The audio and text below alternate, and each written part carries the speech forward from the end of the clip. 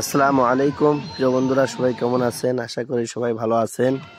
এই সেই বিখ্যাত আমাদের বগুড়া শেরপুরের জোরগাছা ব্রিজের বিখ্যাত গরিবের জাফলং। এই সেই জাফলং, এখানে অনেক পর্যটকদের ভিড়। সবাই আসবেন, দেখবেন, অনেক সুন্দর। ভিডিওটি ভালো লাগলে লাইক কমেন্ট শেয়ার করবেন। সবাই পাশে থাকবেন ইনশাআল্লাহ।